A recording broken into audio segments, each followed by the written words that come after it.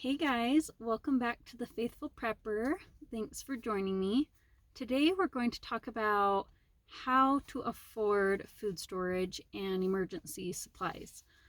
One of the biggest concerns I hear about why people have put off or haven't gotten into their preparing their food storage and supplies is because they're concerned financially how to afford it. Now, first off, let me say you can do this very, very cheaply. You guys, beans, rice, these things are very, very cheap. And there's also, yes, there's a lot of more expensive things from long term food storage or any kind of big prep items that you want to get. They can be very expensive.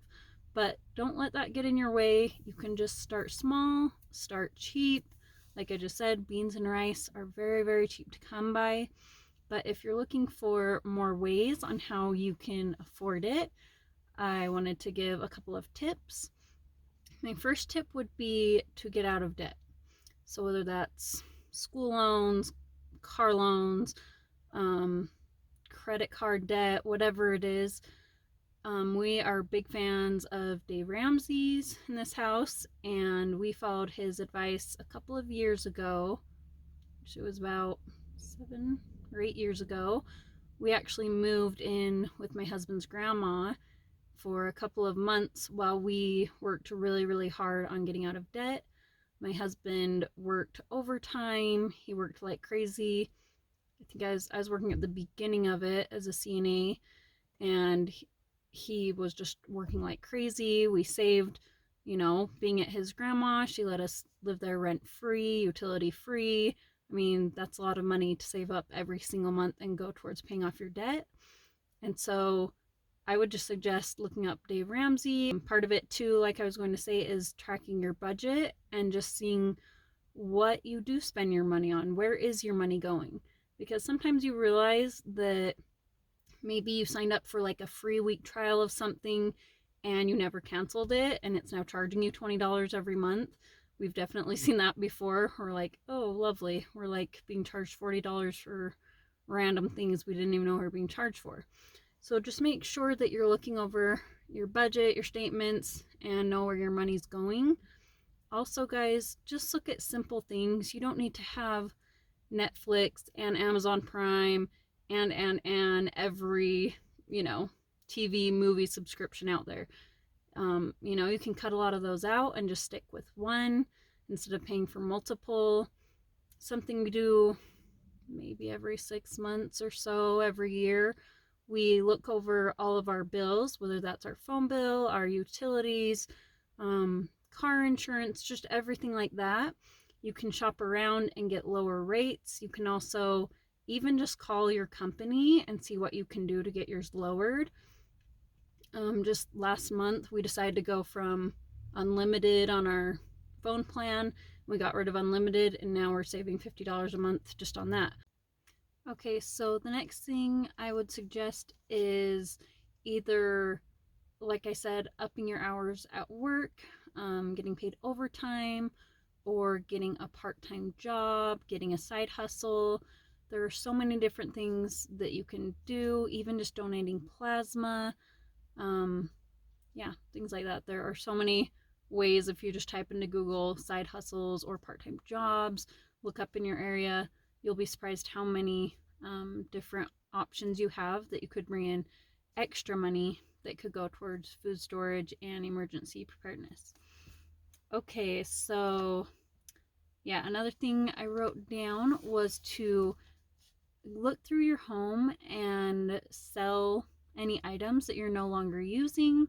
Maybe your kids have outgrown clothes that you can sell, or maybe just anything you have. Go through and see what you no longer are using. You can have a garage sale or put it on like a KSL or Facebook Marketplace, anything like that.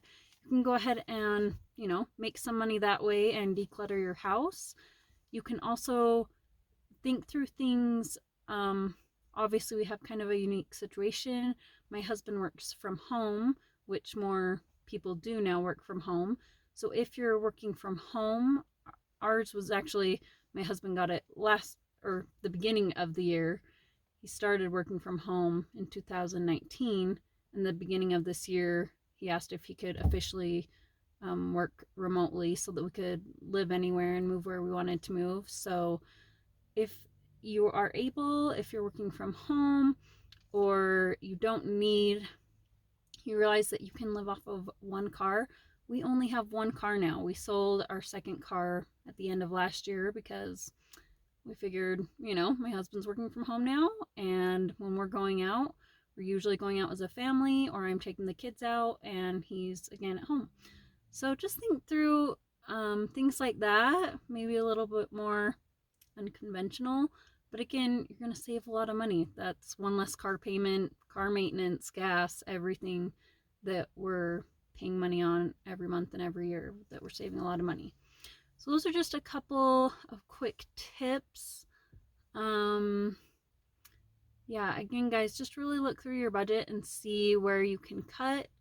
Even simple things, ladies, I have not colored my hair in like 5 or 6 years, so that saved a lot of money over all that time.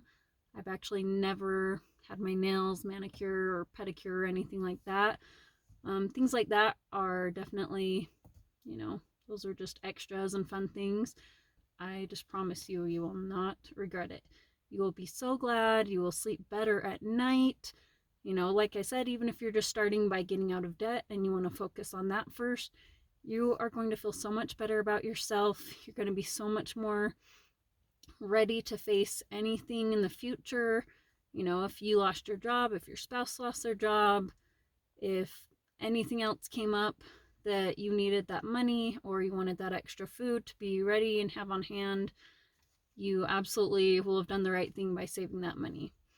I always teach people and tell people that the Lord will bless and multiply your efforts. So even if you're starting small, you guys, when I very first started getting into food storage, we did not have very much money at the time. This was a couple of years ago. We were really, really tight financially. And so we started with just $5. $5 every grocery trip, and I usually went about once a week. And again, just $5, I would pick up some water, or I would get some peanut butter or ramen or rice, whatever you can afford, or save that money up if there's something more expensive that you want to purchase. But you can start so simple, start small, and I promise you will be blessed for your efforts. Alright guys, if you guys like this video, go ahead and give it a thumbs up. Leave some comments or suggestions for future videos down below. If there's other ideas you have for saving money, go ahead and help us all out, help out the community, and give ideas of how you've saved money. If you have friends or family that you think could benefit from this video, go ahead and send them the link. And if you want to see future videos, of course, subscribe to this channel. Guys, as always, prepare for the worst, but hope for the best. And if you are prepared, you shall not fear. Thanks for joining me, guys, and I will see you next time.